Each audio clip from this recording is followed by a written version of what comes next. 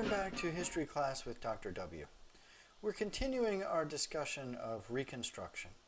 And for this, our last lecture of this lesson, if you're taking my course History 111, the last lecture of the course, we will talk about the end of Reconstruction and the legacies of this era.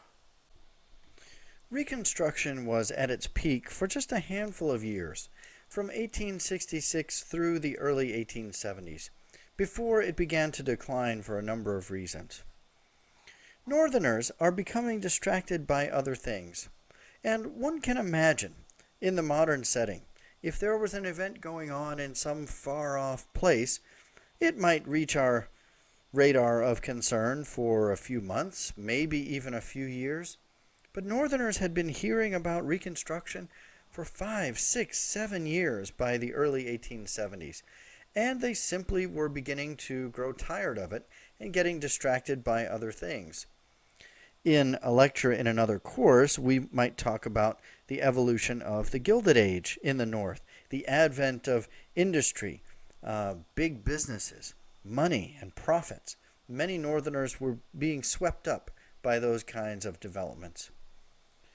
There was also the corruption of the Grant administration, a number of different corrupt schemes coming to light in the early 1870s. Now, Grant himself was generally not implicated in these things, but many of those around him and in his administration were. And so Northerners were reading the papers about this kind of corruption and perhaps becoming a little bit more skeptical about the government's role in aiding and assisting blacks in the South when they seemingly were losing control of events within their own government. The economy also played a role in this element of distraction. Economic depression set in 1873, the Panic of 1873, as banks and prominent financial houses in the North began to struggle.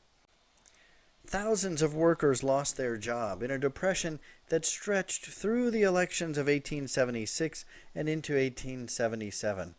So Northerners were now worried more about their own jobs and where their next meal was coming from than the fate of freed slaves in the South.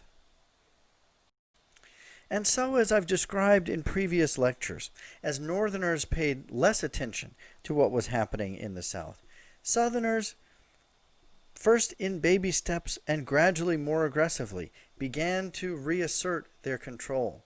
Former Confederates, the Democrats in the South, began retaking their positions of prominence and power.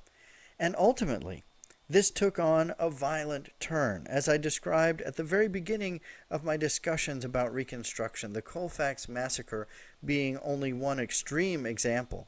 But Southern Democrats retaking their towns and villages and cities by force, and again, as some scholars have written, re-waging the Civil War, but this time winning.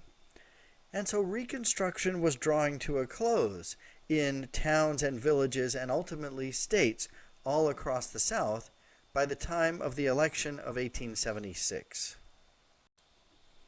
In that presidential election, the Republican candidate Rutherford B. Hayes of Ohio squared off against the Democrat Samuel Tilden from New York.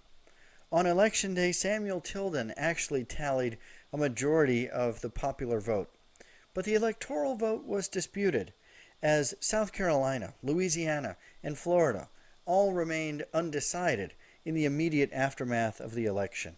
By a split and controversial decision of a bipartisan committee, all of the disputed electoral votes were granted to Rutherford B. Hayes, who of course became the next president. But in order to secure that support, Hayes and Republicans agreed to withdraw Northern support of Reconstruction in the South. Federal troops were withdrawn in what came to be known as the Compromise of 1877. As we've discussed extensively in previous lectures, without the support of Northern troops in the South, Reconstruction efforts were doomed to fail, as Southern states left to their own devices would offer no protection and benefit to the freedmen. And so, with this Compromise of 1877 and the withdrawal of Northern troops, Reconstruction came to an end. And so we're left to reckon with the legacy of Reconstruction. Most scholars agree that Reconstruction represents a kind of unfinished revolution, a window that opened for a time only to be closed, as many of the gains that blacks received under Reconstruction were withdrawn along with those Northern troops. And so we see blacks for a time able to register to vote, able to vote and run for office and win office in the South. But as Reconstruction ends, those kinds of activities are taken away, and we don't see them again until the civil rights movement of the 50s and 60s. And so there are other things moving forward to think about in the aftermath of Reconstruction. One of them is the advent of a movement that we know as the New South.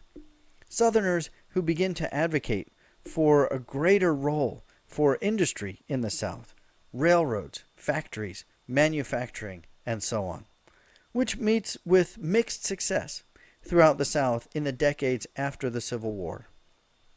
Another is known as the Lost Cause.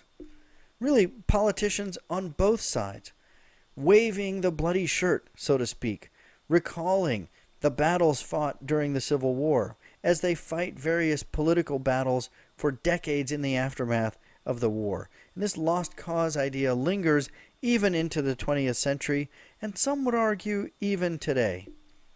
And so on that note, we come to an end of our discussion of Reconstruction and an end of our course in Early American History, History 111.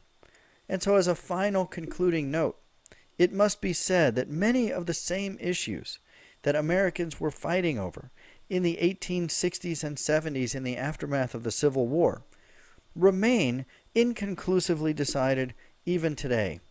And so if we think of Reconstruction as America's unfinished revolution, in some ways that revolution remains unfinished even now, 150 or more years later.